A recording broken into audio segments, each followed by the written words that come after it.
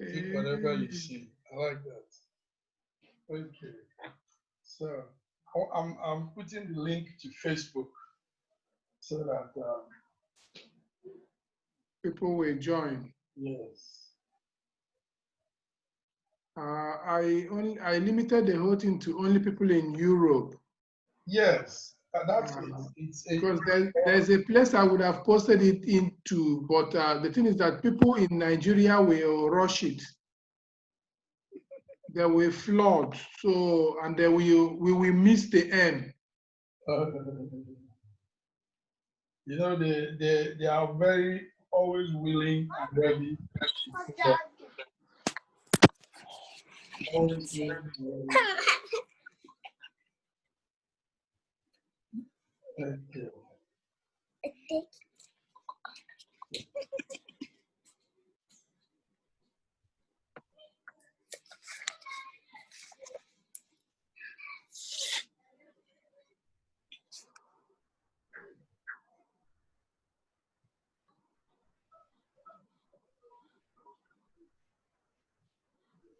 So, Barika de Salah, who's Muslim here? Barika de Salah to our Muslim brothers and sisters.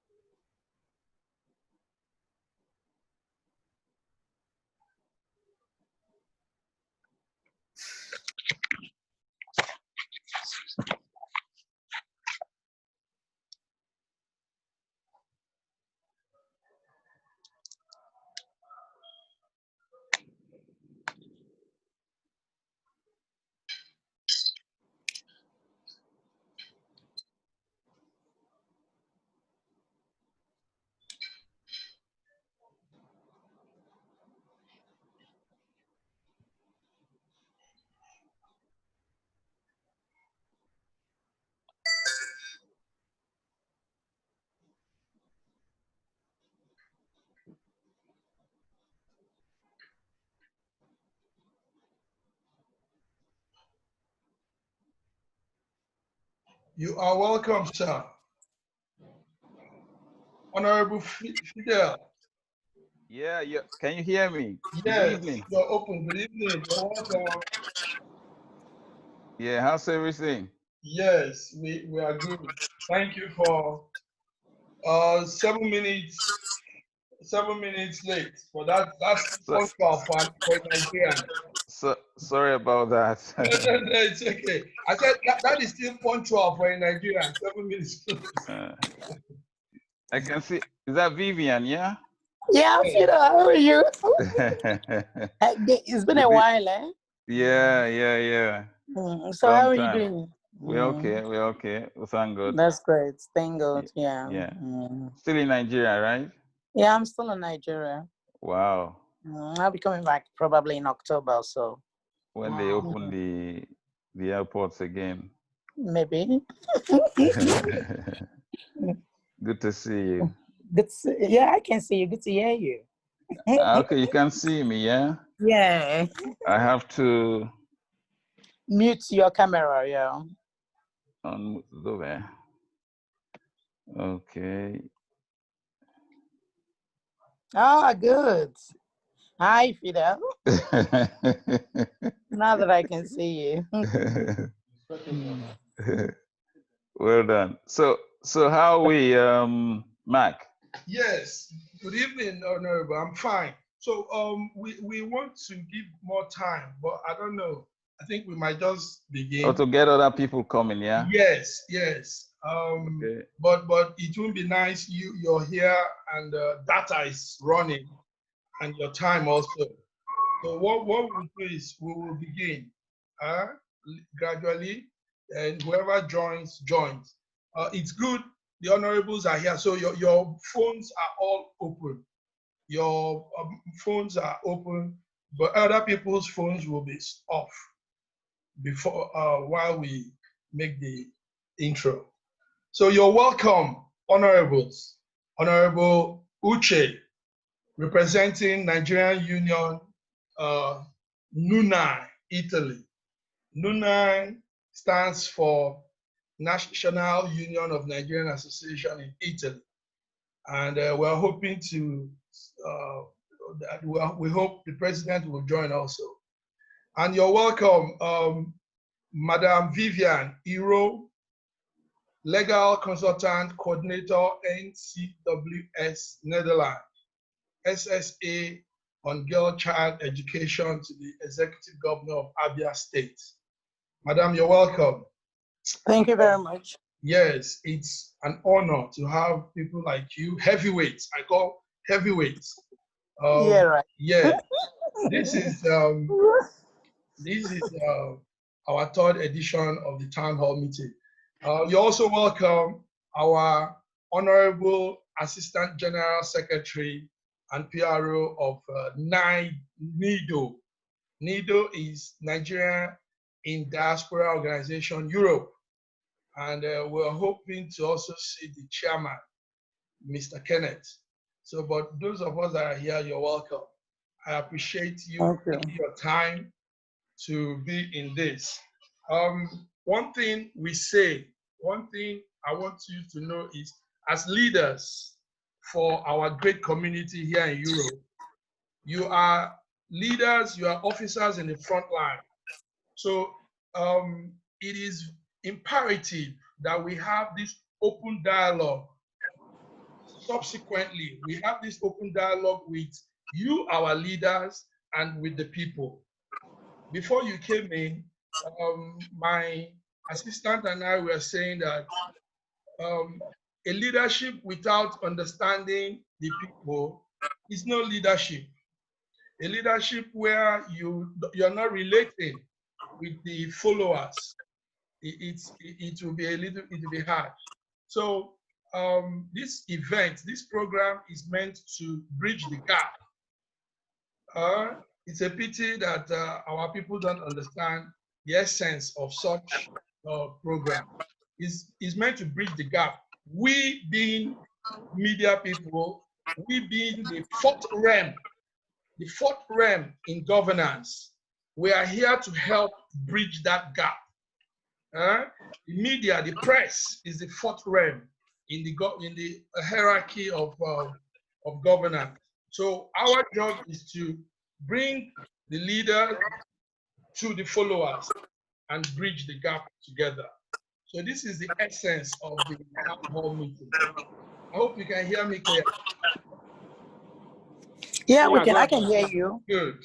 So we'll be taking it gradually while the other people come in. First of all, let me introduce again also Schengen Story Magazine. Schengen Story Media is a company registered here in Milan, Italy.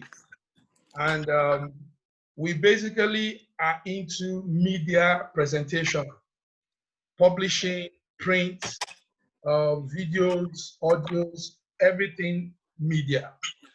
So we decided to create this virtual town hall meeting because, as you all know, the corona pandemic has put everybody on hold. So, but one good thing corona is doing is making us think out of the box. Thinking out of the box means we can still relate, we can still communicate, even if we don't meet physically. So this medium, the Zoom and all these platforms are very wonderful ways to still continue in that human relationship, human activities. So this is why we initiated this idea. And we also want to do it to keep our community growing, keep our community moving. Nothing is stagnant. People still relate, still connect with our leaders.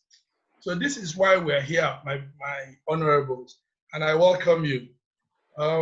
Also, there is no better time in the history of Nigeria like this time, when we in the diaspora can begin to come together and make an impact. Because at the end of the day, one thing that is common among all of us in the diaspora is the love for our country, Nigeria.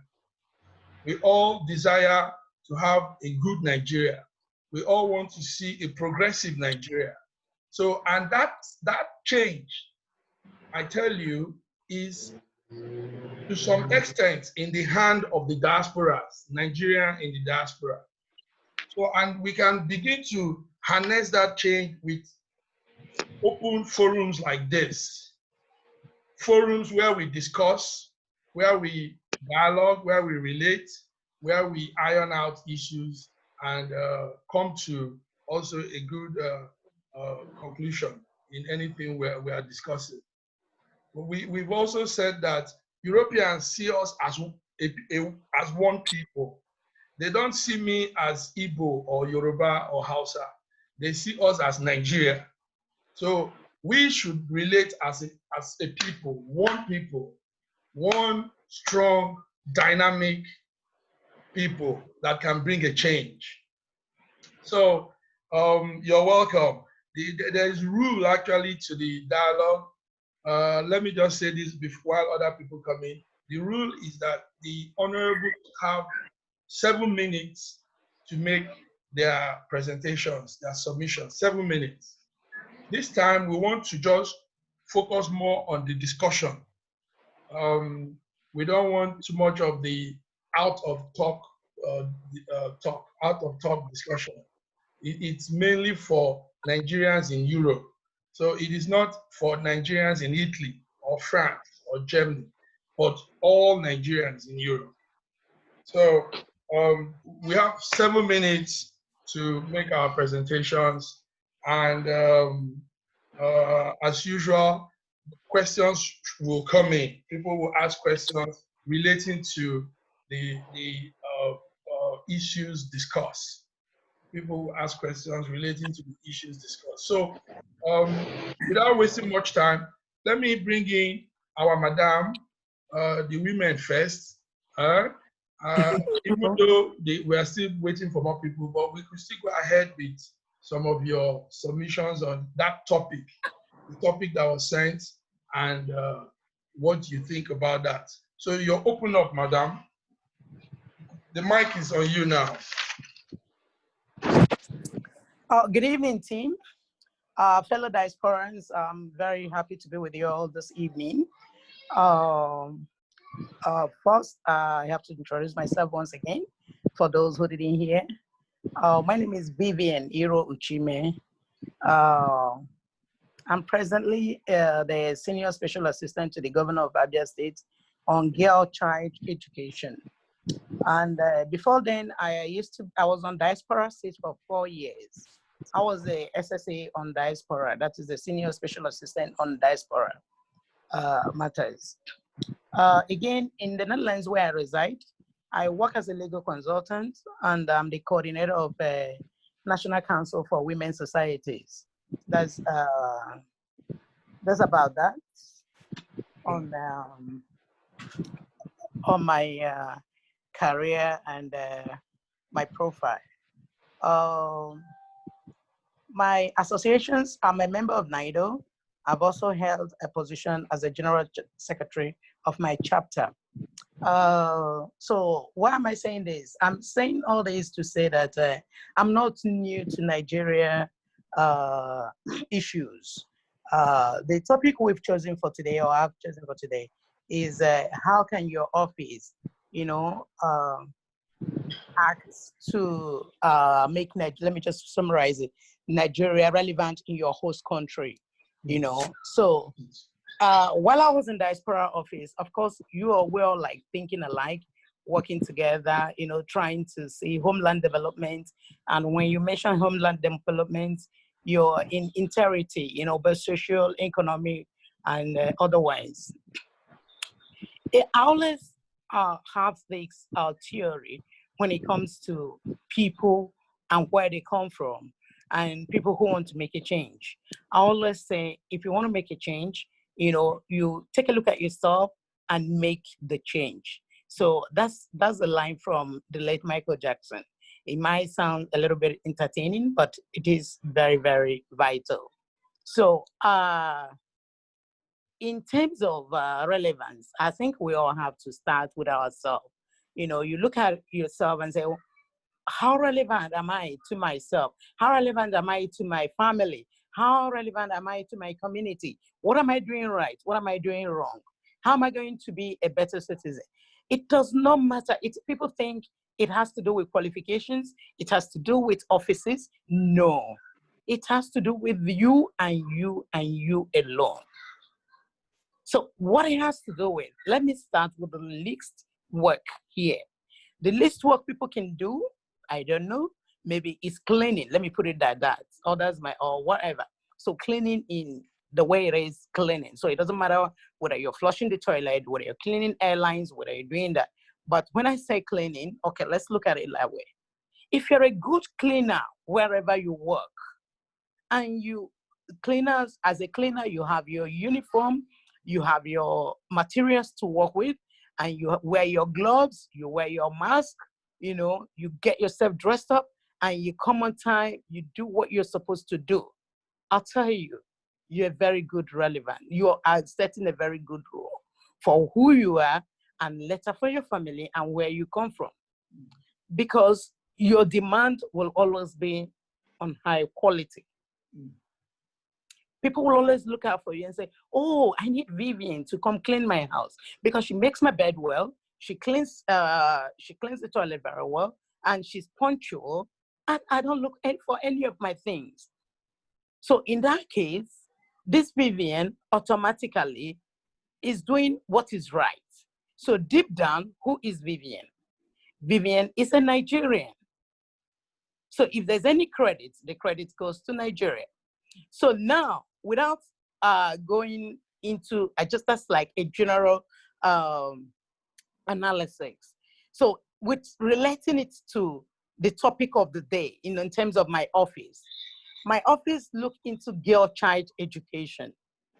And when you talk about girl child education, I am here participating with you gentlemen this evening because I had the opportunity of going to school. If I didn't have the opportunity of going to school, I probably would not be showcased in this kind of forum. Not to talk about addressing you. No, it is because I have that opportunity to be educated. So, having said that, you know, to drive my point home, every girl, if there's going to be a preference to education, please let that preference go to the girl. Educate your girl for so many reasons. Now, I link it up to the challenges in Netherlands, where I practice law and where I share where I'm the coordinator of the National Council for Women's Society. When I was given that position, I thought of what to do with it. Naturally, people would think it's the normal Nigerian meeting, the scarf issues, the rapper, da. I had problems with some organization, women organization in the Netherlands, because I didn't want to go on that line. Prior to that time, I had followed what was known as B9 procedure. And I was in that B9 procedures with, trying to get Nigerian girls who were trafficked to Europe, trying to get their documentations, some are illegal, trying to make sure that they rely on the B9 procedures, maybe for their documentations, if they have a very good evidence to show that they were truly trafficked to Europe. Some came from Italy, some came from Germany, some came from Paris, some were also brought straight to the Netherlands. So if they have those evidences, that can prove that this is what they are and this is how they came here. Of course, automatic stay and compensation from the government, through that B9 procedure. But of course, trust our system. It was also, flooded because most people who eventually came on their own, everybody was coming out because of the benefit of the B9 procedure. Stories were coming from everywhere. People are not ashamed to say things.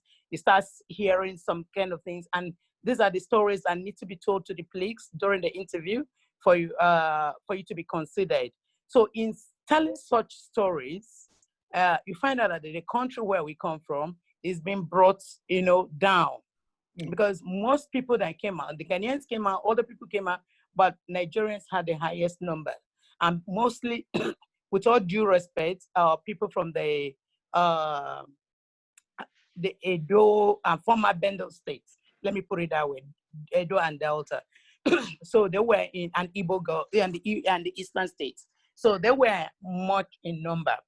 So, such things, I followed it like a legal consultant. I work with some Dutch lawyers to make sure that these girls were all ahead and considered for one positive thing or the other.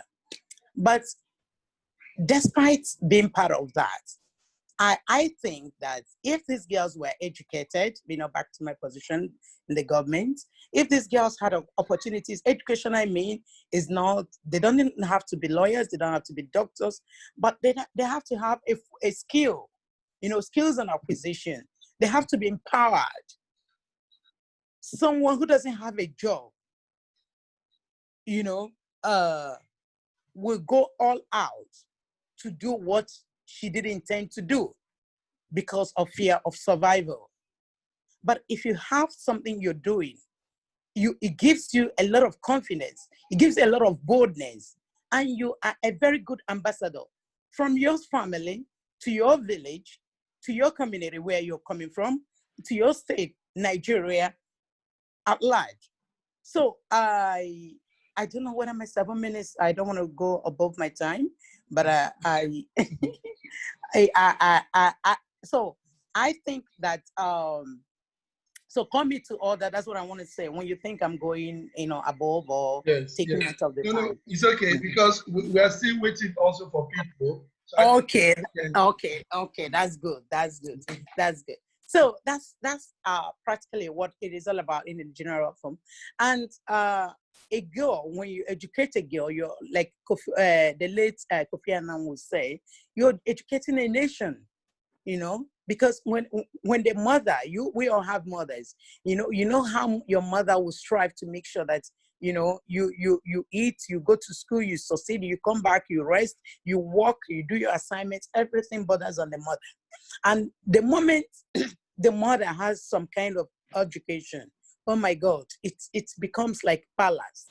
So even when you give an educated woman, for instance, 5,000 naira to run a home for a week, and give it to an illiterate to run a home for a week, the difference is clear. Thank you very much. So yes, let me put you on hold for now because you will still come back with you're saying something too vital, too yes. People are coming. So I'm giving to our PRO from Nunai, Honorable Uche. Honorable Uche, you can open up your phone now. Okay. Yes. All right. Thank you. To the question, sir. One of it or both. One of the question or the two. Anyone you think you can make contribution. All right. Sincerely speaking, I think I need to, focus my attention right now on the first question, which was what the last speaker answered a little bit, said something about a little bit. But before I start, I still want to introduce myself. Yes. My name is Mr. Uche. I'm the PRO of National Union of Nigerian Association in Italy. And of course, in my capacity, I'm representing the association. This is my third time in participating in this virtual town hall, as Mr. Mark normally calls it. I want to say that I'm honored and I'm always very, very thrilled to be, associating myself with in places where this kind of dialogues are made, because you stand to learn a lot, especially when it involves the whole of Europe. We have an opportunity here to spread the message. Let me just say, before I go into the question, that I am not surprised that we don't have many participants today because of course, all of us know that today is 1st of August, and in as much as we are Nigerians in diaspora, but we are also, some of us are also citizens of wherever we reside. And Italians, as we know it, they don't joke with vacanza. So I'm not surprised that people are beginning to take time off to, rest a little bit.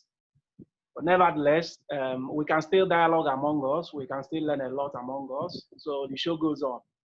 Yes. So coming back to the question on how can one use his or her office to make Nigerians relevant in the host country. I would like to start with what the last speaker said. The first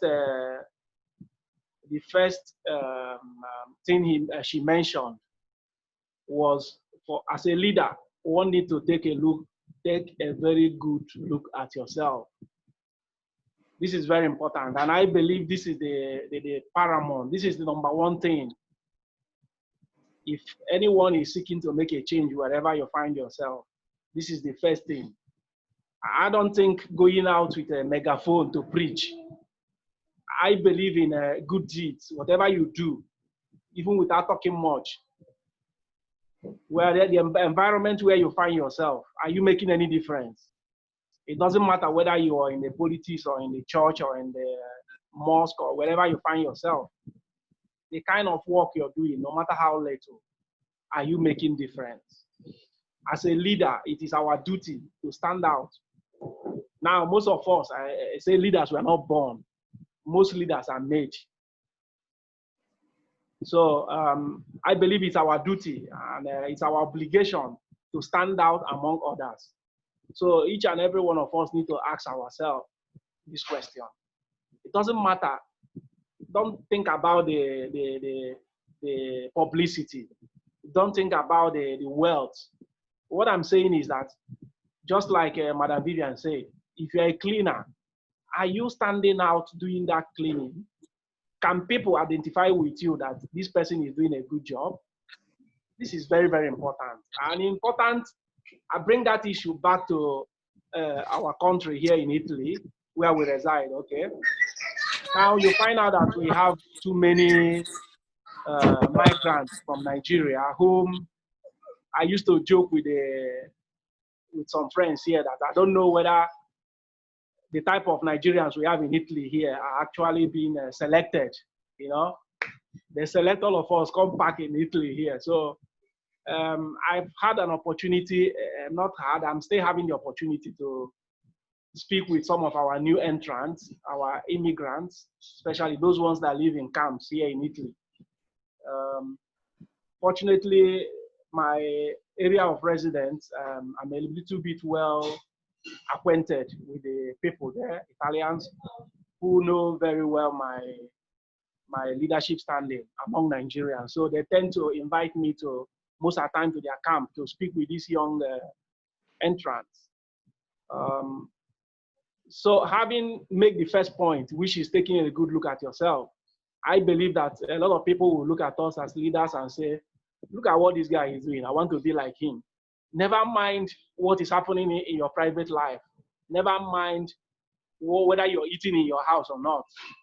But anytime you walk out of the road, even the Italians and even the Nigerians, anytime they see you, they will say, I want to identify with this person. It's very important. Now, secondly, in the process of using your office to make a change, and this one is also very, very important. It's important because in as much as a good deed can do much of talking, there is also that relevancy. There's always that importance to go out there and talk to some of these, our young ones, especially in a country like Italy here, where you know that English language is more or less useless. Let me put it that way. You can't survive here speaking English, obviously. And you'll find out that even most of our migrants, especially those ones that pass through the sea and through forest to this place, most of them can't even speak the English, let alone, they find it difficult to express themselves. So as a leader, it's our obligation to help these young ones, to make them assimilate into the environment. Now, one of the few ways we should do this is by encouraging them to first of all go and learn the language. This is very, very important. This is very, very important. Language, be it in Netherlands, be it in France, be it in whatever in fact, most of the European countries, of course, don't speak English language. So there is no way you can make it anywhere you find yourself if you don't assimilate with the environment. It's very important. And from the experience I've already had here from my little bit time I spent here in Italy, you find out that most of our Nigerians complain a lot about this issue of racist. But I've been able to identify with a lot of Italians and find out that, sincerely, there's one of the major reasons why our people don't,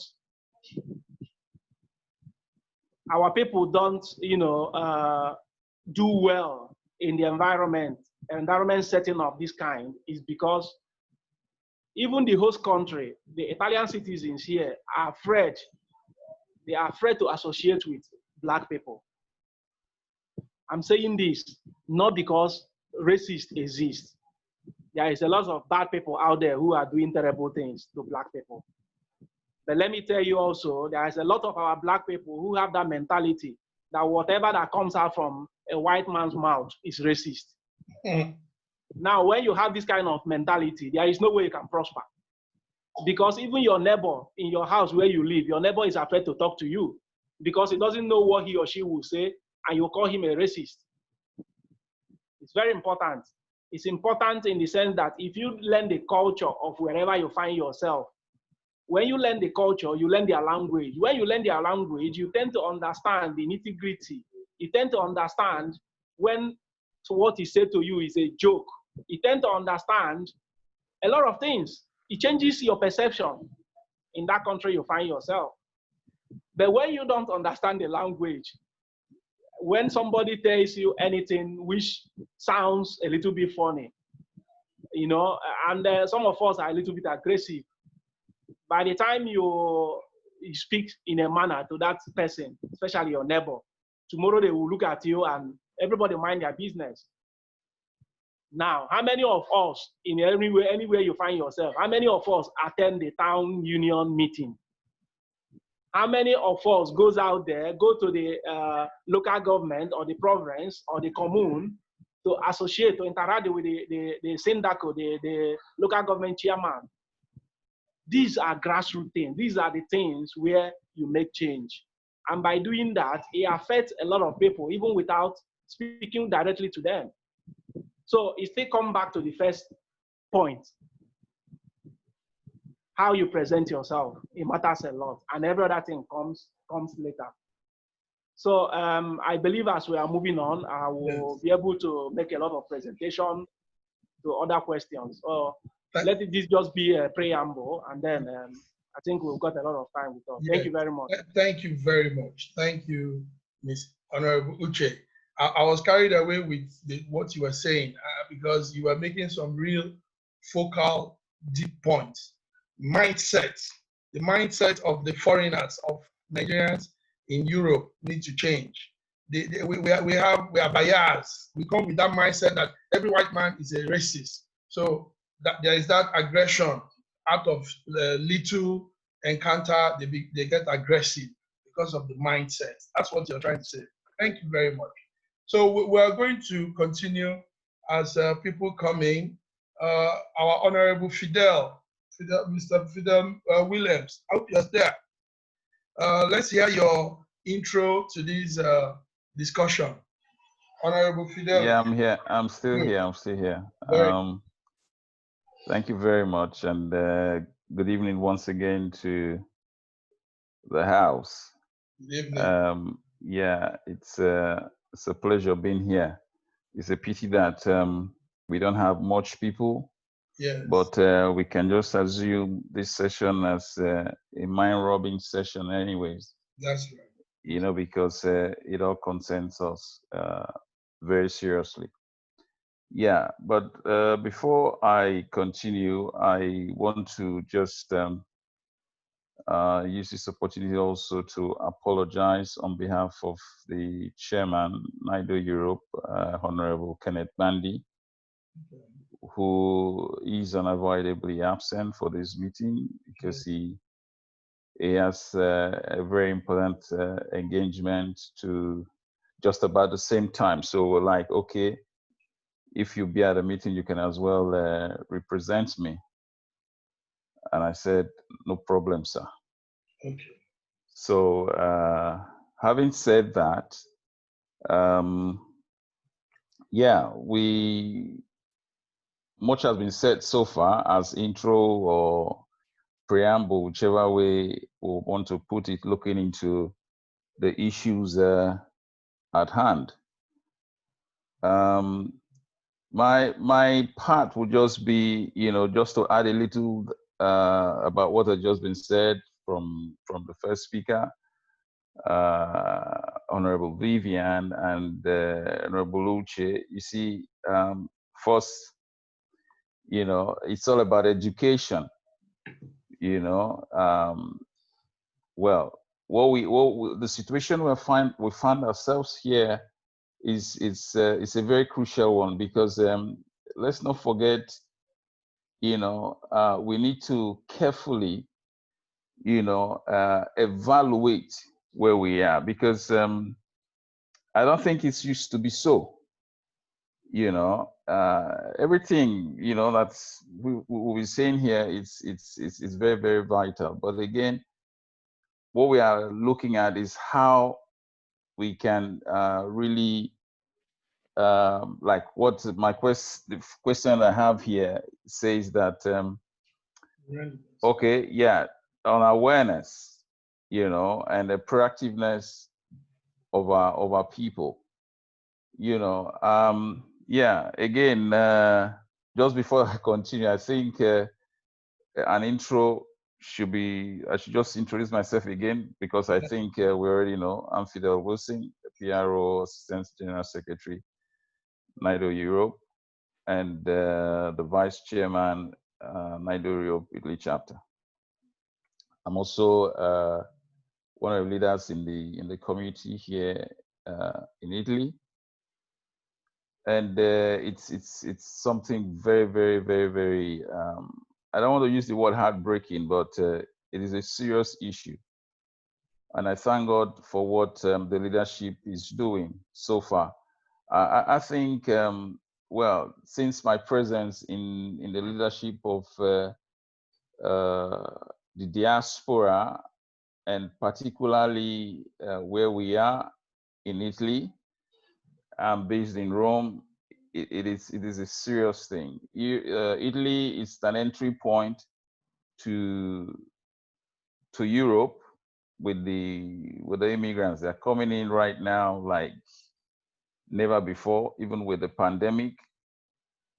So this is just to give you a brief picture of the situation. But like I said, what plans? What are the plans? Do we have in place to improve our relevance? The plans are there. The plans are there, and one thing, it's reorientation, of our people. It's very, very key. But the main challenge that we are having here is, even getting the people together. Because like you rightly said, the mindset of people, coming from home, there is this idea, it's already focused that yes, it's all about money, money, money, money, money, money, money, money. And it's a pity that getting here and the journey for them is not really an easy one. So we find actually a situation where where to actually start from, because most of them have, a little bit, not a little bit, almost all of them are really disorientated because you know, psychologically speaking. Anyways, you know, we haven't had cases where the mental issues were involved. But notwithstanding, what we're trying to do as NIDO or as NUNAI, you know, is to get them engaged, get them, you know, for reorientation. But like I said, the main challenge we're having is getting them together, because for them to get orientated, at least there must be the availability on the part of the Nigerians themselves, which is not really very easy. So since we are here talking to ourselves, I think, yeah, it would be good also to, you know, share ideas of the best way we think we can get them to be involved. You know, strategies. Yeah, sorry. Thank you. No, that's a good point. That's a good point. Strategies on how we can really get people to be involved, because when you go out there, it tends to be like they are on their own, you know. And I remember, let me just give you a short story. Like His Excellency, the Ambassador of Nigeria to Italy, shared with me, and it's a pity I was supposed to be with him even on that journey. In visiting one of the camps, you know, he was even insulted, you know, because, like I said, these guys, I believe even the young man that did this to him was not really himself, you know, because all they have in their mind is just, you could also see it on their countenance, the pain of the journey they've been through, and getting here expecting, I don't know what, you know, arriving at a place of paradise only to get to paradise. Paradise does not look like, you know, the picture that they had in mind. And it's like, so who are you to come and start, you know, preaching to me and stuff like that? But it is very, very important. These guys needs to know that when you get to a new place, there are rules and regulations. You are no longer in your country. Maybe in your country, you have a certain way of behavior, but when you go to another place, I mean, you need to adjust, look around and see how things are done. You know, these are the considerations that they should have an understanding of, which is where, you know, we come in. So I think we should just need to come together again and see how we can, you know, get them to be involved, because it is very, very important. So let me just hold on for now. Thank you. Thank you very much, Honorable Wilson. Thank you. Good point. I want to put in something. Yes, as leaders, you will be faced with this problem of harnessing and getting these people together. Nigerians in Europe have a problem of not coming to communal meetings, like PRO said, not attending places where they can have informations and places where they can have the process of them being integrated and getting involved. They don't. Last time we began this Zoom program, a guest came and said, but a lot of people are not here. I should hear this. And she was saying that out of her own ignorance, because we've done every publicity we can to bring them in. But what they tell you is this kind of thing, who will it help? They don't see the essence of coming to a meeting, coming to talk, coming to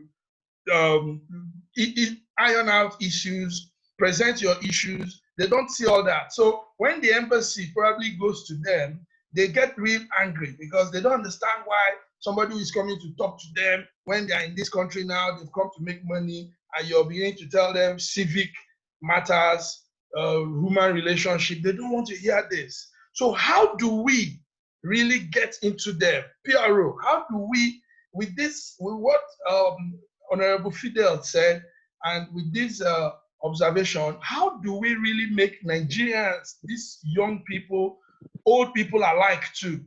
If it is party, the whole place will be jammed up.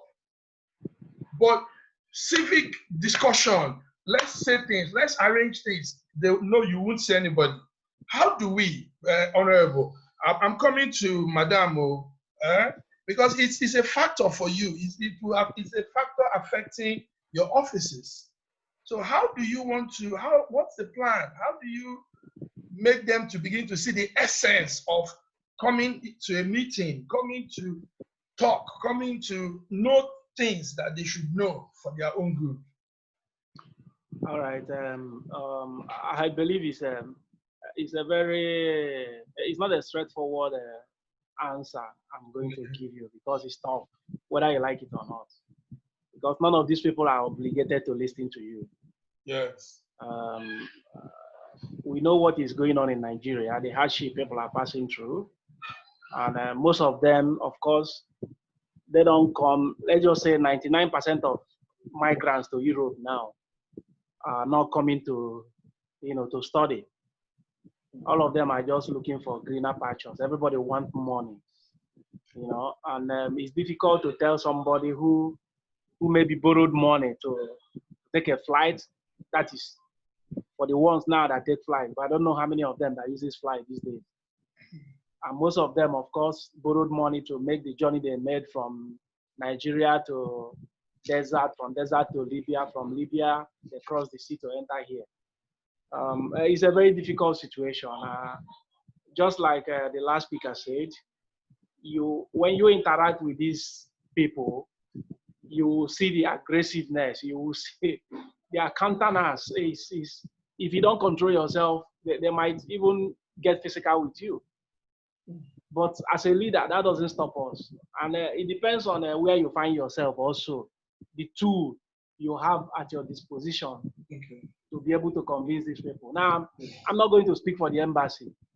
I'm going to speak, as a representative of, you can call us an NGO. We are a non-pressure group. We are just a union of Nigerians here, which, of course, you know that we have little or nothing as an incentive, to convince these people.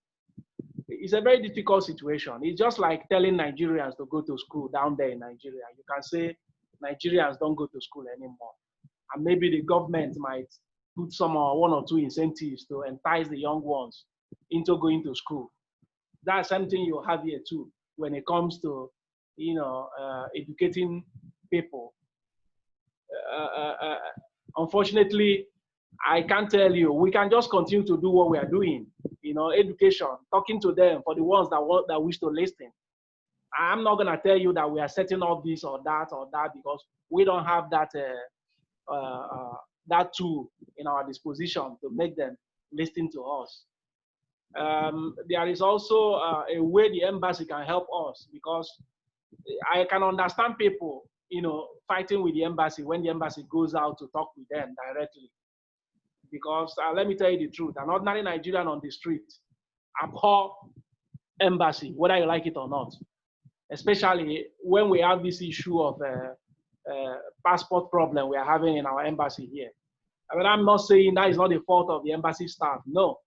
Because when you get to the level where we find ourselves now, you get to learn more what is going on in the embassy. Because like I've always said on this forum before, those people there are civil servants, whether you like it or not. Apart from the ambassador, who is a politician, but most of them are civil servants. So they tend to answer somebody who answers to somebody else. So it's difficult to actually get the change we want by being physical with them or insulting them or being aggressive. I believe it goes beyond that, but that is a topic of another day. Yes. So what I'm trying to say here is that the embassy, of course, in our various, host countries, as far as I'm concerned, should, lean more towards this association like NUNAI or NIDO or any other organization, because we are the ones who are living with these people on the street. They know us and we know them. So I believe we can be able to work hand in hand with the embassy. For example, I've interacted with a lot of, leadership Nigerian Association leadership in Italy here recently, where we have this, the embassy gave us this, opportunity to be able to, convince our people to pass through us to get this certificate of nationality. This is what you call sense of belonging, because now every ordinary Nigerian wants something. It doesn't matter whether what you're trying to do, the person is for the benefit of that particular person, but they need an area where they can benefit. That's right. That's right. So if we have something to offer them, then in return, they might be able to listen. That's the point. It's very important. I am not saying you are going to share them money. I'm not saying you are going to offer them job. Yeah. But if they know that there is this authority here, whom, even if it's not today, tomorrow, I might be able to get something from them, then they are forced to listen to that authority. So I believe that our various embassies should empower the local union, local organizations who deal with these ordinary Nigerians on the streets. It's very important. Otherwise, there is little or nothing we can achieve. You can call conference tomorrow, you can organize. Of course, we will not be disillusioned. We will keep on organizing, symposium. We'll keep on talking. We'll keep on visiting them. We'll keep on doing our best.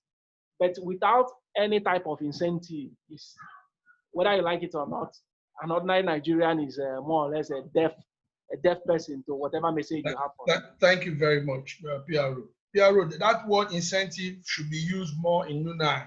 And I think NUNAI can arrange labor, a working arrangement for young people, unemployed Nigerians. Yes, you can go into an agreement with agencies and some of these labor companies in Italy.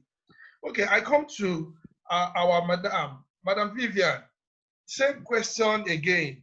How do you, with the fact that Nigerians are not open to, like you said earlier, they will not really come to you in that your office. A lot of them will say, what does she has to offer us? So how do you convince them to believe in what you're doing and to follow through? Madam Vivian, you have to unmute your phone now. I muted it because there was noise. Madam Vivian, unmute your phone.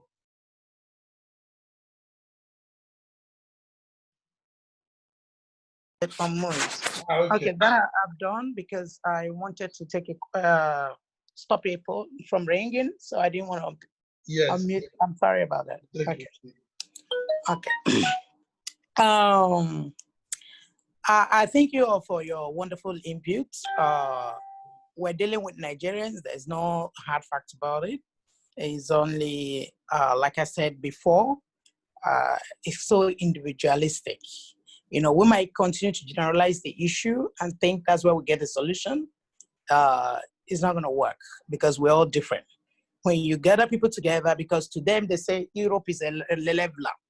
Yes, Europe is a leveler in the sense that you come to a strange country and you find out that somebody you see as a medical doctor in Nigeria, whom you have so much respect for, because he doesn't have documents and you have, he's kind of under you, you know what I mean? He feels threatened, that degree as at that time doesn't really count to him as much as your documents count to him. So there's so many varieties, there's so many ways that you look at it that people, you can't change it, but that's what it is. It is what it is, Nigerians, like you all have made wonderful inputs, the embassies have their ways, the citizens as well. But to me, what I do mostly is this. I reach out to the embassy for information that will be beneficial to we migrants, the Nigerian migrants.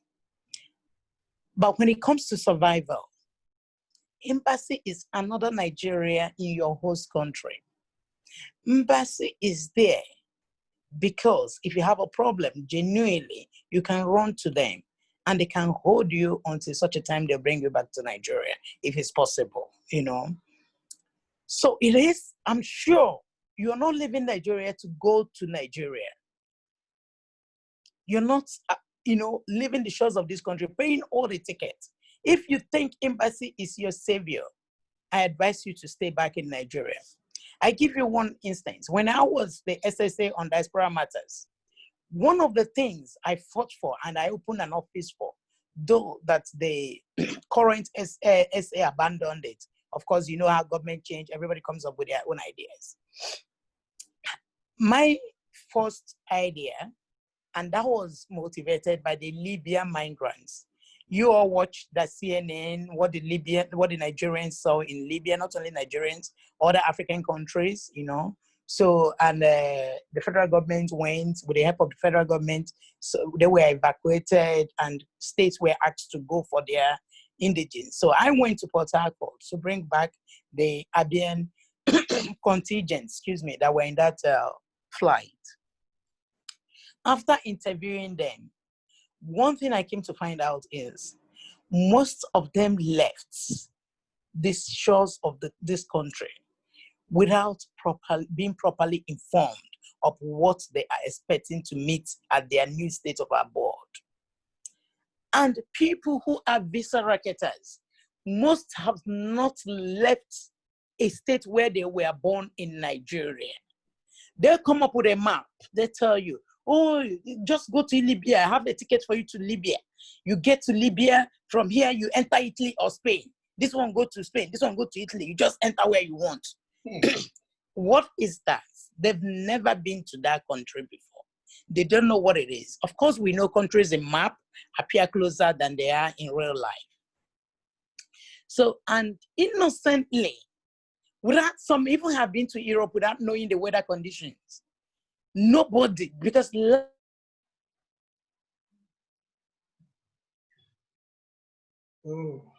I think we've lost Madam Vivian. Yeah, that would be network problem there. Anyway, she's making some real good input. She's making some really good input, Madam Viv. Okay. So let's just continue. Honorable Fidelis, I'm opening you up now. I won't want to. She's back. Okay, Madam She's back. Okay. I'm back. Go ahead, Madam. You're making a wonderful input. We don't need you to go off that with what you're saying. Please continue. I don't know. It's not me. I'm trying to do that, but the what is it called? The calls were coming in to distract me. So okay, I was trying to. Okay. Yeah, it's not this one that is. I've off this phone, but this particular one. Anyway, sorry about that. So I set up that information, diaspora information desk. And what is it all about? First-time travelers to Europe have opportunity of coming to that desk to ask questions, to get information. I'm traveling at so time. What is the weather condition? What am I expected to go? What am I expected to see? Oh, I thought I put it off. Sorry. I thought I put it off. So, Nigerians will call and call, especially when you're not taking. Sorry. Sorry, just give me some seconds to put it off. Yeah. Let me see. Yeah, it's off. So, I set up that information desk to be able to inform Nigerians of what Europe is all about, of what you expect when you come to Europe.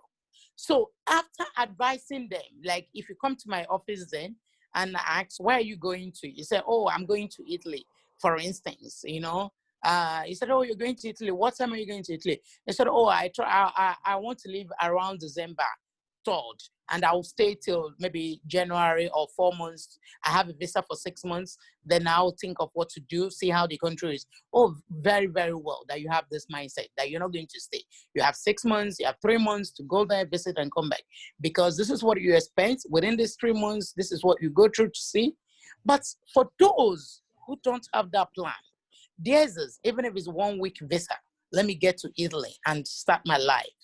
So it's also an opportunity to ask them, what are you doing back home? He said, I'm a hairdresser, I own a salon, I want to go. My friend left, she used to have a hairdressing salon, and today she has built 10 houses and all that. And did she tell you how she got the opportunity to build those houses? Yeah, she said she's also a very big hairdresser in Europe and in Italy, and she's doing it. So you try to let her know if you have the pictures for maybe human trafficking, those that were in prostitutions, those who were trafficked, what they went through, individual stories and all that. You can share with her.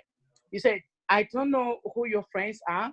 I don't know about this, what people went through in Europe. If they are not well informed, this is how they end up.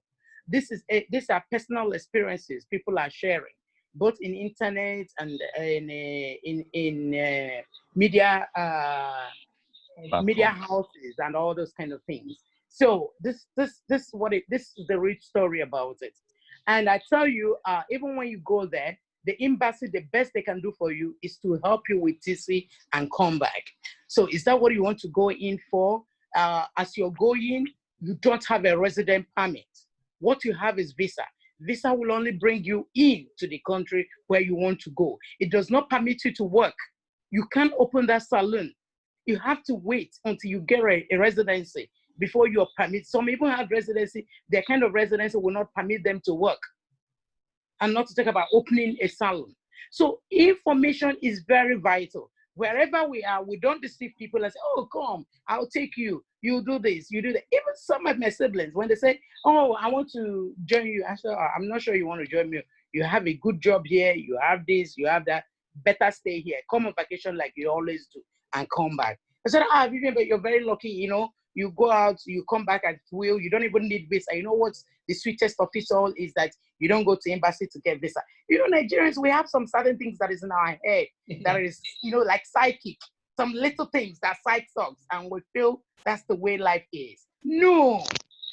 So at every point, that's why I said, you are the key. When you stand to say the truth, it's that it is not easy to get to where we are today. You and I know, come like December, we'll all enjoy, but like 5th, 6th, 7th of January, to wake up and go to work, oh my goodness. The snow is all over the place, the weather condition is rough, your skin is also that it's not the best feeling. So, and people don't know about this thing. To them, they think all we do is, because the pictures they see on Facebook is only when you are maybe in a party or in a festival or you're coming. You've never seen any cleaner. Let me go back to the cleaner again. Wear hand gloves, wear face mask, stay in the toilet with brush and snap and put on Facebook. No, it's never done. Okay, Madam, I'm going to. Listen, Madam, I'm so impressed today. You people don't know. You all speaking are a thick tank of wealth of knowledge. And the great thing that is happening also is that for us in Europe to be saying this is what it's wonderful, because we need to say our story. We need to put it out the way we are putting it out. Every time we talk about Europe, it's always coming from Nigeria. In fact, the people benefiting from me and you. The light is gone. I'm in Nigeria. Yes, the light is gone. The people benefiting from our Europe matter is Nigeria, the offices in Nigeria. So it is a great thing that you're all talking, speaking what you're saying, and giving out the facts, and we're impressed. It's a pity that, like we said, people are not here to hear what you're saying today. This wealth of knowledge and wealth of dialogue you're putting out. But we will not relent. We will continue in what we're doing. I want to open the mic to my assistant. That's Mr. Chuma from France. Mr. Chuma, you've been listening all along. I want you to make some submission too. Go ahead.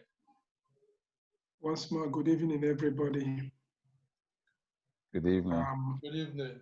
Yeah, I have seen some beautiful and handsome faces here. I think the weekend is moving on fine. On what the topic that's been going on, first of all, I want to say thank you to you, Vivian, for the lights you've shown. Uche and Fidel, thank you all. My side, I'm taking a side in this topic now. I think it's something Vivian has been saying a little bit. The problem we face here in Europe, just like Honorable Uche said, meeting up Nigerians, talking to them, those that just came in newly and what, to pass information to them, that is a very big task. Now we face a very bigger task amongst ourselves who are here already. I experienced something funny when I came in here, which I believe, if we look into it, we will understand that most problem we have here, or most people that come into Europe or that travel and come outside, most of the problems they fall into are created by those who are already here before them and who are less informed. And in most cases, they make these problems so hard for you that you have no other choice than to leave the country. Now look at this. I came into this country with a genuine visa. Everything set. I came for a job with my wife. I was supposed to go back, but I didn't finish what I came for. I had to continue. I contacted the embassy, everything went fine. Now, I asked somebody, I called a brother. Assuming I want to regularize myself in this country, what do I do? I've already made my inquiries before I came, and actually there were some documents backing me that could give me my papers. But I wanted to find out just the same way everybody does. Maybe this would be easier for me. Maybe this wouldn't be easier for me. Well, it hasn't been my first time of traveling. I asked this question. You know what the guy told me? He told me to change the name I came with and use another name so that they will not find me. They won't trace how I came in. Now, I looked at him, I laughed. I said, okay, I've heard, I will get back to you. I asked the second person, he told me to declare myself divorced so that my wife will be separate, I will be separate, and then we will walk. I listened to him, I came out. I made several inquiries. And as I'm talking to you today, after the first questions I asked and I got my papers, I went back to do a bigger investigation to find out that those people that gave me these ideas are in problem. They have difficulties with their papers. Because I have one, after this now, I'm still going to have a meeting with that person. The problem is that he came in from Holland. He came into Europe from Holland, left Holland, went to Belgium, answered a new name, left Belgium, came into France, answered a new name. And unfortunately for him, France detected all these things. And now he and his family cannot get papers. He has been in France for over 10 years and no paper. So I am saying something. I and my wife will be running some kind of charity that's been going on silently, but maybe we have to come out now. When we have meetings, all the NIDO, NIDO, NUNAI, please, the problem we are facing now lies on your head to help us solve these problems. Go to the churches, meet these so-called pastors, explain things to them, and let them inform the citizens that are there that the country you came in is not like where you are coming from. There's no short way to riches. And for you to get your papers, please and please, the best information you can get regarding to your papers should come from Nigerian associations. This person, this block or this block, or there are some offices where you can go and get your information. With this, we can start overcoming most of these problems because it is really, really killing many of us. There are so many intelligent guys out there, but they cannot find means of livelihood. What do? They drop to the minier or the minute form of survival tendency. I don't say anything, but we all understand. So what I am saying is, so that I don't cross my 7 minutes, I can't set a law and break it. Please, Honorable Uche, Honorable Fidel, and then Honorable Vivian and Victor, please help us. Let's reach out to the associations. The embassies can do nothing more than what the associations are doing. The embassies comes to play when things has gotten out of hand.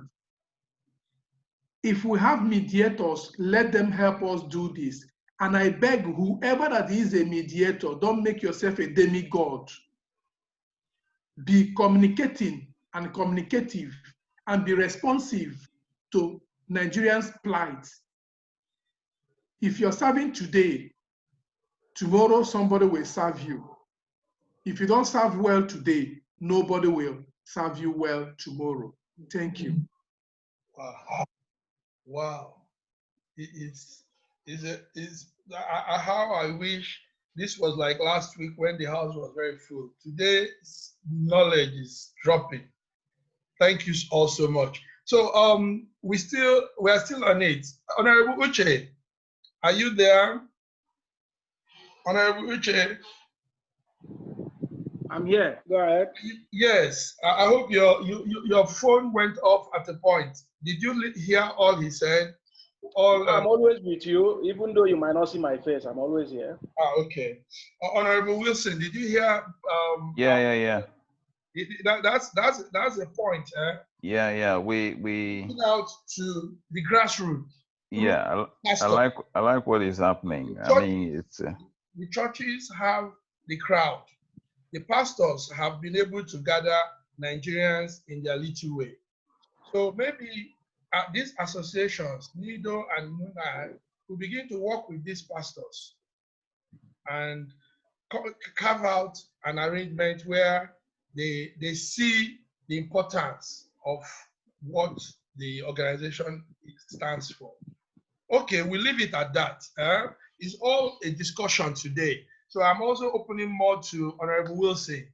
Honorable Wilson, yeah. We intend to make it a 1 hour program, and soon we'll be rounding up so that you can go to your other activities. Yes, okay. So give a final submission, then Honorable Uche, you do the same. Yeah, thank you very much. Thank you very much. I think I'm happy that the call that I made earlier is coming, and this is also an aspect of the meeting that I like. You know, we're rubbing minds, and yeah, the Bible says, "Iron sharpened iron," and I think this definitely we have to lead us to our next line of action, because it's all about, you know, information. You know, just like our Frenchman said, if you might allow me, you know, it's all about information, and where you get the information is very, very important, and the need also, like you suggested, going to the churches to meet them, because it's also, other than, you know, probably the camps might have another effect on, like, when they come out, you know. So yeah, all these things we have noted, but definitely what is important is reorientation, and reorientation is simply getting the people informed. But like I also said, for them to be informed, we have to build the interest. And like also a suggestion from Uche, that interest might need to come with an incentive. And I think COVID is teaching all of us a whole lot of lessons. Yeah, he gave the example of the national certificate, but also, for example, for those of us here that are in Rome, where there were we collaborated with a community here for palliatives. We had to collect names, you know, and you find out that the collection of the names, well, these are people who are not even in the as members, you know, of the community, as it were. But it's also an opportunity for the reach out, because like when they ask, what do you have, what do I gain, and since they have seen that, okay, in a period like this, at least we are reaching out to say, okay, we have our people, do you have a need, we have this connection. So it is also good for us to position ourselves very well in at a place where, you know, they can, yeah, we become the immediate reference, as it were. So the other thing is actually on our part is to work closely also with our various municipal offices.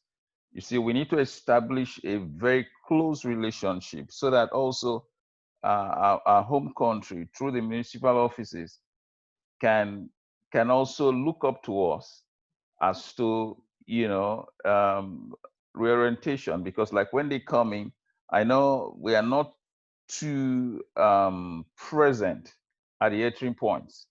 I know that some of our guys are doing a great job after entering in, but you know, also there are, you know, other issues involved, that which I want to believe that we need to come together, and it's still part of the strategy. We need to come together and agree, you know, on the process, you know, so that we will be present also at the forefront. So this is just for, at least for those who, you know, I would say the young ones that just came in, or even the ones that have been here for a while and are also struggling, you know, in trying to regularize their stay, the issues, you know, because even this period of the amnesty has also opened my eyes to a whole lot of things, a lot of, you know, things that people don't know. For example, you know, someone applies for a political asylum or even gets a political asylum's permit, and then you're going to ask for a passport. It's not possible, because once you get that status, it automatically means you renounce your country. They don't know that, because these are some of the things, you know, just like Schengen France is you know, was saying. So it is very, very important. But notwithstanding, yes, it's good enough that we're aware of these things. We just need to take it further to reaching out, and the churches sincerely, it's a good place to do that. So thank you very much. Let's keep up the good work, everyone. It's like, for me now, it's a calling, you know, so the passion is there. Let's not forget, most of the things we're doing, nobody is being paid, but I believe we'll be rewarded somehow. Thank you very much. You obviously be rewarded. Your reward is coming. So, Honorable Uche, do you want to make your last submission? Then we'll come to Madame also. Honorable Uche, so put on your, oh, good. All right, thank you very much. I wish to thank every participant today. It has been an interesting episode. Yes, indeed. I've always believed in unionism, you know, because this is where a lot of things are given birth to. So many things that came into existence today. There are so many things that we are developing in the world today through unionism. But a lot of people, a lot of Nigerians, I don't know. I don't know. It's a very difficult situation because it's a problem we are talking about. This question you just asked now, this topic of today, it extends more than what we are talking about here. Yes. Because Nigerian problem has always been a problem of character. It's a problem of character. Taking good look of yourself. First of all, somebody will leave his country, just like Madam Vivian said. You leave your country to travel to another country without knowing where you're going to. Is it not a question of character? First of all, somebody will leave his country without even knowing how to express himself or herself in your local language, let alone the country of your adopted country. That is still the problem of character. So generally, Nigerians have a character problem. We need to really go back to basics. Is what I keep telling people here for those who cares to listen. Because as a member of NUNAI leadership, Nigerian Union leadership here in Italy, the problem we are facing today that comes from other leaders has always been they want, or most of them want us to, use our authority to maybe get physical with the embassy for them to, help us to achieve whatever is it that they are talking about. Now, an ordinary Nigerian problem here in Italy has always been the issue of passports. Apart from the, personal issues of job and all that, as regards to the embassy, what a Nigerian person wants from the embassy is when he goes to the embassy to renew his or her passport, he gets it, and at the right time. Now, apart from passport, I don't think many of us will even know the road to where embassy. Nobody. I mean, some people survive here without even being to the embassy for once. It's very, very possible. Now, you now find out that since the embassy cannot meet up with this problem of passport issuance and other consular services, some of our leaders here now are trying to use NUNAI as a stepping stone, to try to put pressure. That does not mean that NUNAI is not doing that already. We are doing it, but we are doing it in a very diplomatic way. We are doing it because we understand there is no need of doing something that will not yield result tomorrow. I remember when an incident occurred in London where some Nigerian citizens destroyed some embassy car and all that. Yes. Because of the problem of passports. The same thing happened here. People were putting fire that we should march to the embassy, that we should do the same. We keep telling them it doesn't work that way. Because as far as I'm concerned, that issue that led to the destruction of cars in London, that issue is still there. The people who destroyed the car today are still suffering. So it still comes back to the problem of character, because the problem of Nigerian in diaspora did not start here. It started down there in Nigeria. So we need to ask ourselves this question. We look at ourselves as a leader, wherever you find yourself. Wherever you find yourself, you make a change. Our politicians down there in Nigeria, the last forum we had, the last episode, I told the story of a legislator campaigning and telling his people in Nigeria, vote me, I'm going to build this road. I will build. It is not your duty as a legislator to build a road for Nigeria, for God's sake. It's high time we learn this kind of politics. We don't just listen to our politicians anymore and talk anyhow just because there are some poor masses out there who will, because of a bag of rice, they will listen to you. It's high time most of leaders here in the diaspora, when you get home, go to your constituency, talk to your representative, sample opinion with them. Most of us goes home to vote every time. Most of us have fans down there in Nigeria who can vote one person or the other because of your influence. So we need to get involved in Nigerian politics, because Whatever we are suffering here today started down there in Nigeria. And if our politicians doesn't make a difference down there in Nigeria, all this talk we are talking here will still remain the same, whether we like it or not. We are just pouring water on a stone. So we need to go back home and start from there. I know it's not an easy task. I know it is not easy. But be that as it may, we'll keep on trying. I want to thank the Schengen magazine, both here in Italy and that of France. You guys are doing a wonderful job. I know that this is supposed to be a public forum where people should join and listen and ask questions. But unfortunately, it's still the same thing we are talking about. You want to educate people, you want to hear people's problems. But when you invite them to a forum like this, they won't come. So what do you do? What do we do? But we'll keep on doing our best. And I believe that one day we'll get there. Thank you very much, everybody. Thank you very much. Thank you so much. Madam Vivian, I want to hear your final submission. And we really do appreciate what you're saying. Yes, go ahead, madam.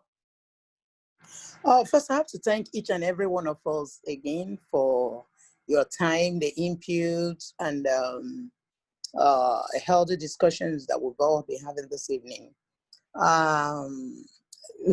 It's not easy, just like all of you are saying, to give out your time, give out your energy, try to be the change you want, and people are not responding. That's what it is. But to you, I say to people, when I came to Abia State to work, my motivation was that if I could be in leadership of NIDO for like 7 years, God knows there's nowhere I cannot work. Because this is an organization where you pay your ticket, you support every project, you do all by yourself, and yet people will not allow you to rest. They say you're all eating Nigerians' money. You're all doing this. Meanwhile, we contribute to the success of that organization. We pay our dues. We come together. We do stuff ourselves. And yet nobody gives us credit for it. So as at the time, I was the general secretary of my chapter, rallying around to increase the membership, talking to people. As at that time, people were saying, oh, you're eating money, you're doing this, you're doing that. So if I could do all that, so that's why I told them, I said, working for Abia State government is like, because these ones are even paying 71,000. So 71,000 naira is my salary with all my degrees. So it's no problem. So having worked for NIDO without any salary and working for Abia State with that one is so nice. So, but again, I say, since it is something we all are passionate about, you don't need to give up. You keep saying, everywhere you are, you keep doing the much you can. If people are going to the embassy and they're getting frustrated because the embassy is not responding, please advise them. In as much as Nigerians that are in the embassy, so they will always come up with the Nigerian attitude. And that is what is called our last minute. It will not help us because you're traveling like in a month's time and you've started your passport or visa application 2 weeks prior to your departure. So by the time you go 2-3 times, you're already getting very frustrated. And because you have tickets and you have event that has a date that you're going for, your agitation can turn to even violence. So, and when you're narrating it, everybody will take sides with you. My advice is, such an occasion, please take out time, go 2 months before that time. It doesn't matter. So before the end of the 1 month, you get your visa because you have a long plan this thing. And some will never tell you the truth. Like my dear gentleman said, of Schengen Media said, look, Nigerians would, I said to myself and to my friends, I said, every Nigerian is a medical doctor. Every Nigerian is a lawyer. Because the moment he said, oh, I have headache, say, take Panadol. So they don't know whether you are allergic to Panadol. They've not carried out any test. They would say, oh, why don't you take this? Why don't you take this? Why does he take that? So they start giving you prescriptions, even without consultation. Now, or in legal issues, oh God, I have problems with my paper. Don't mind that neighbor woman that is in Amsterdam that will tell you, don't do this, this doesn't work. Come, my friend did it and it worked. We cannot take crime. Let's go to the right way. there's a straight road. It doesn't mean that people don't get to where they're going through the backyard. Some get there even easier because there's no traffic, you know, but it's always follow the right direction. Always follow the straight road. It might take time, but when you get there, I don't think you will have a problem. So that's and yeah, somebody mentioned the clergy people, the pastors. 80% of the problem we go through are caused by these people. And I bet you, no matter what you say you want to go and talk to them, they can never, because they preach to their congregations about miracles and telling them to believe that tomorrow, that miracle is going to make them, that Sister Charity got her paper, he prayed for her. So why will your own be different? That you should just have patience with God, that he's going to pray for you. And these people, our shortcut attitude of doing things, will always believe them. That is the problem we have. It's not like we don't know the right thing to do. It's not like we can't wait for 2-3 years for our paper. Why are so many people today without paper, especially in the Netherlands? It's because they said, there's a law that says, if you are marrying a Dutch person, you have to go back to your country to obtain your visa. Most people, 95%, will not want to make that trip for whatever reason. So they stay put. And Dutch is not going to change their law because you don't want to go to Nigeria. So there's so many things. It's only telling our people to be a little bit patient. You all got to where you are today because you persevered. So perseverance, tolerance, and that's how you all started it. Because the ability, because it's the tolerance and lack of tolerance that somebody will try to correct you. And you say, yeah, because you think, because I'm black, I don't throw the race card. I never did. If I had done, I probably won't be where I am. So we should all drop the race card because we're unique in our own. The only race card you can do is, if you're working with an Italian, strive to work better. That's all. Working with Dutch, strive to work better. If she throws the race card, you said, but in my job, I'm doing better than you do. So that's the most important thing. So if we can all carry ourselves in such a manner that, you know, others can emulate and say, yes, I want to be like this man, I want to be like this woman, that's a done deal for all of us.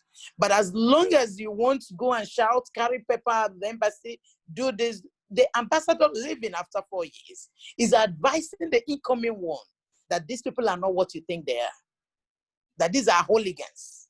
Be careful. So those that are diplomatic enough, we handle the issue diplomatically. Those are not diplomatic enough, we cut you out and will not work with you. So, and people shouldn't, because I know that most of you gentlemen here have fought, have even lost your own chances because you're fighting for the wider Nigerian community. And sometimes they tag you or tame you like that. So always stand on the right, ask questions before you advocate for your people, because I'm sorry to say, most Nigerians will not tell you the truth. They will come, they say, can you imagine? He told me to come on Thursday. I went there. I didn't see them. I did this. I'm supposed to travel on Friday. And with all that in mind, you go there. And you're talking already. And somebody will say, I don't want to hear you. Please get out. You take insults. Because the guy did not tell you the actual truth. So we should be very careful. Thank you all. I don't want to. Issue of Nigeria is very passionate. Is very, you know, I know about it. I've lived in Europe for more than 22 years. I've worked and interacted with Nigerians. I've worked with NGOs. I'm a legal person, and I'm a board member of a Catholic church. At a point, I was the only Black person in my Catholic church. So, and I work for Caritas to give lectures to some Nigerians and some people heading some organizations, you know, on migrants and law. So, you know, I know much and I know what it is. So it depends on individual What we like is our party, like in Netherlands, today is Kwaku or whatever. Everybody is there dancing, breaking the law, doing whatever they want and all that. They fight, they do everything. So that's not the society. They're taking our society into other people's society. And they want those people, they want them to be tolerated. It's difficult. Why there's so many sweet Nigerians that when you see them suffering because of the actions of other people, you still can't help it. So it's just a way that listen to the right people, make the right decision, give the best advice, irrespective of who is involved. And in that case, we'll try and see if we can get to half of our journey. Thank you very much, gentlemen. Wow. Thank you so very much, madam. Thank you. We appreciate this. And we'll look forward to having you in more of our town hall meetings. Thank you very much. So on this note, we want to bring this to a close. I'm handing over again to my assistant in France so he can give his the closing remarks. So it's on to you. With all due respect, I must say every contributor here today, I don't know whether you came from the planet Mars, because what I got today and what I learned today is so wonderful. I doff my heart for you all. Thank you. Thank you. Honorable Uche, let me start with you. Thank you so much. You're a good fighter. We love your experience. I must say, keep it going.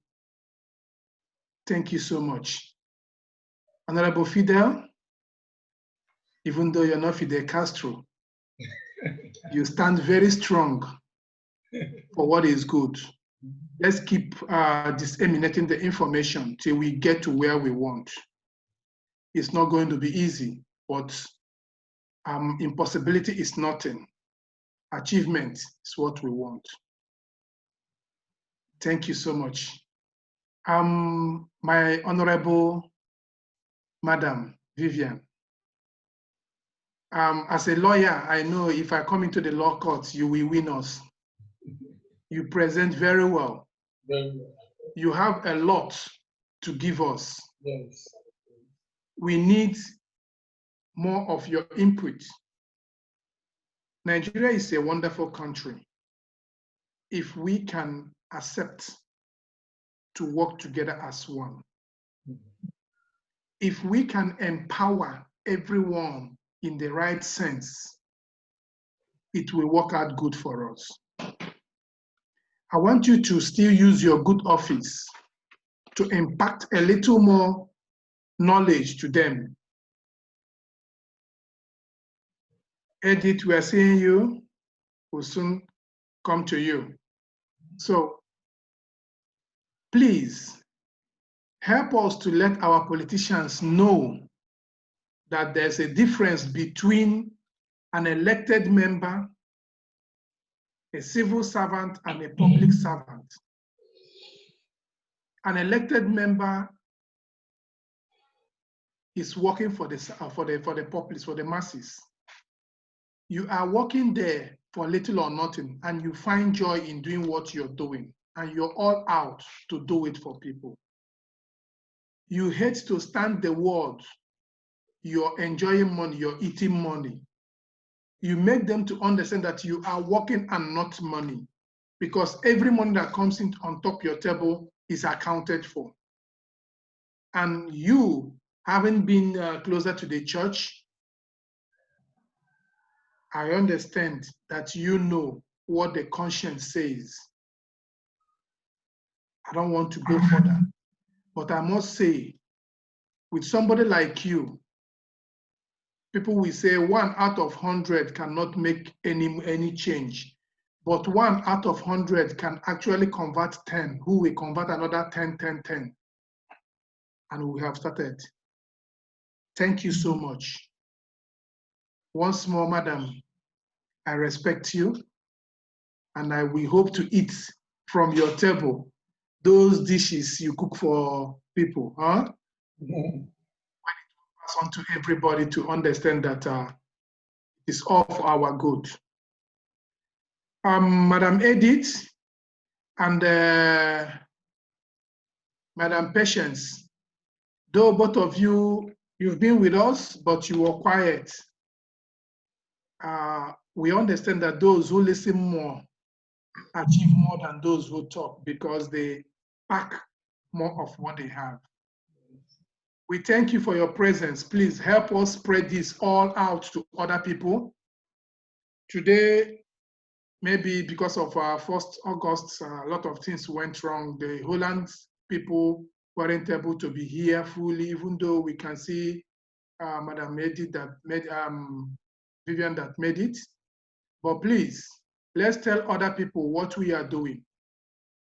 We want to come together and find a new name for Nigeria, which is excellent. Proudly Nigerian. And that is what Schengen Story Magazine is standing for. We're out here to tell our story our own way and in a positive form. We get all our professionals, we advertise them. We tell the people what they are doing. We get all people out there doing something good for the nation. We make people to get to know about it. We advertise your companies. And also we celebrate with you when you are celebrating your marriages, your birthdays, and child dedications, and every other thing. We are all doing all this together. Through our magazines, we do this. Call upon us, we can do it. But the most of all, let us keep this one flag, green, white, green, flying high. We do it with one voice. And have patience on those who don't understand, but we have to keep fighting to get them going. Thank you all for your contributions. Thank you for your time. Thank you once more for being here today. We look forward to seeing you in next 2 weeks. We'll be having a bigger one, and we hope that we'll have more people in attendance. That wouldn't be 1st of August again, it will be another day that all of us will be more freer to mix up. Thank you once more. And God bless you all. Thank you. Thank you. So the Embassy of Rome just sent a message that they are sorry, but they are with us. I'm going to send them the video. Also, the Embassy of France chatted and said he couldn't make it, but he will make it next time. That's the minister of the one that was with us last time. So they are all with us. Madam Vivian, thank you very much. Have a great weekend. Honorable Uche, good night, my brother. Yeah, good night. Well done, Mr. Mark. So we see in the next 2 weeks, hopefully, 2 weeks again. Okay, right, thank you very much. Thank you very much. Good night. Good night. Thank you all. Good night, everyone. Good night. Thank you. Bye. Okay, Bye. Thank you. Yeah. Good night, everyone. Good night, my Night, lady. Papa. I see you. I see you too. Bye-bye.